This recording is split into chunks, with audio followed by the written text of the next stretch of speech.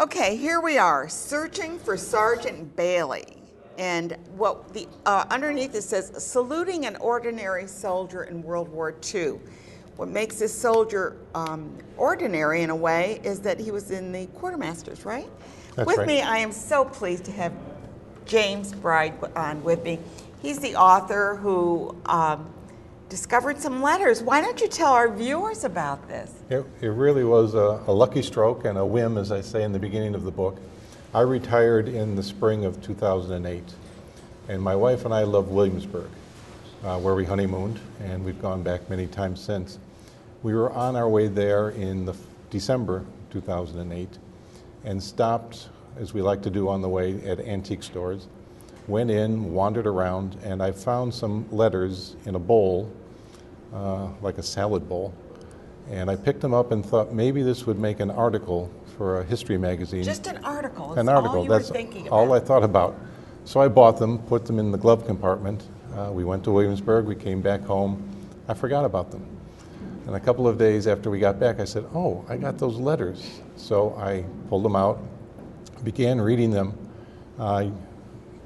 They're V-mails. Yeah, they aren't like regular paper letters, are they, or are they? Well, they were originally. This was developed for World War II. Yeah, I remember. So that you wrote the letter on regular size piece of paper. It was microfilmed. Yeah. To save in weight and space and shipping. Then blown back up, but only half the size, about the size of my palm. So they're difficult to read. I took them and blew them back up to their original size. Yeah. And as I read them, I became fascinated with who he was, the little town in Virginia that he was from. And I wanted to learn more, so I began pulling on the thread. And the more I pulled, the more fascinated I became. My wife says the more obsessed I became. And after 3 years of research and writing, this book came out. Well, it's beautifully written in the sense that we start out with just this little piece that you have of these letters that Sergeant Bailey wrote to his mother, and you're able to construct the family that he came from, the area that he came from, the Civil War. I mean, you do, it's amazing. It's so hard to put this book down once you start reading it, because he makes the man real and the family real. But you take other people that might have been with him, and it's just an incredible book. Well, thank you. You understood what I was trying to do, and, Yeah. and I hope I succeeded in doing it.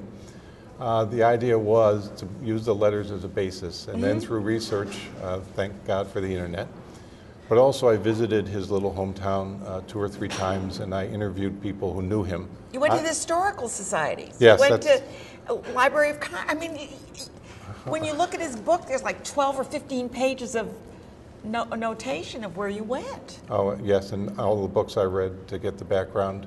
I talked to women who dated him in high school. That's how. But you didn't find Jane, did you?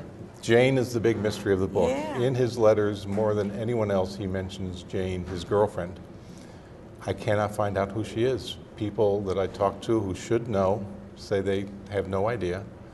And it might have been a nickname that he used for her, and therefore they don't know who he was referring to. Oh, but he talks about coming home and marrying her and having lots of kids. And whether he did any of that, you'll have to read the book to find out. I know. This is what's so exciting. And he also wrote a book. Well, you do a lot of writing for articles and things. I know that you're a prolific writer. You're a beautiful writer. Thank you. It's what I know how to do. Yeah, you do it very well. He's also co-written a book with his sister, who is part of she works in adoption. So the book basically talks about, it's a mystery, but it involves adoption. Yeah, she's the one who inaugurated this book. While I was researching my other book, she called me and said, "Would you do me a favor and read a book that I've been working on for a long time, and I'm kind of stuck?" Well, I wanted to say no, but she's my sister, so I said sure. And as I began to read it, I realized she had some great characters. She had a wonderful idea for a plot.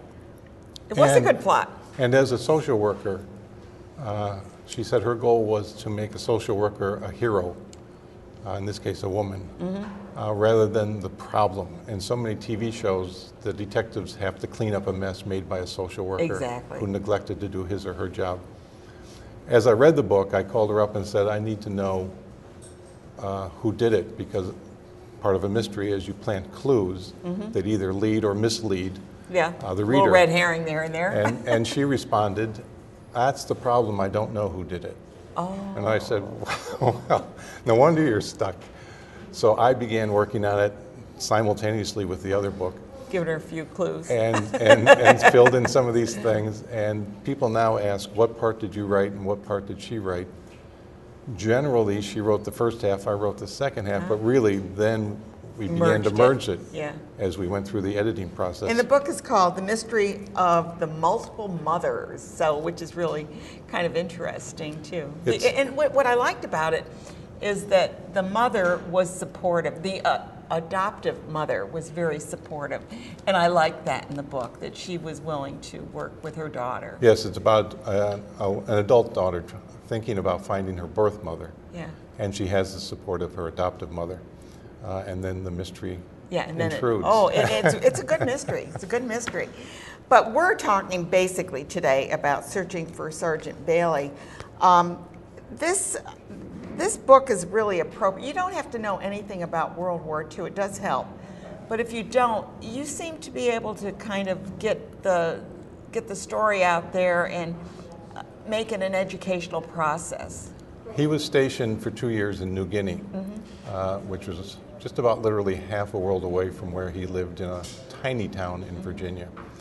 So I had to do research, and I felt I had to explain to the reader how was New Guinea significant during World War II. And you had to do that. And why was he there? What was his job there? And you mentioned that he was an ordinary soldier, as my subtitle says. The general rule is 10 to 15 soldiers were not on the front lines. They were supporting the front lines. They delivered everything. Getting their food there, getting their... They needed rifles, ammunition, clothing, whatever they needed, food, transportation. And that was supplied by these behind-the-scenes people who often feel... I interviewed several veterans, and a couple of them said to me, "I don't feel I was in the war." And I said, they were. "Why? You were." And they said, supported it. "I was never shot at. I was never in any danger." And I said, "But it wouldn't have succeeded unless you did what you were asked to do." You'd have been in danger if it didn't succeed, right? Yeah. Exactly. I mean, you did what you were told to do and did it well, and you won. So. Yeah. Well, one of the things I noticed, this is the kind of thing that you'll see in the book, when he talks about him going to New Guinea, you explore 3 different ways that he could have gotten there, because you really don't know how he got there.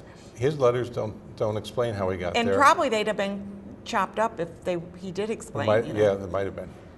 There was a lot of censorship of letters. Lots of censorship. One of my favorite letters, I got a lot of other letters, up to close to 1,000 other letters I've read.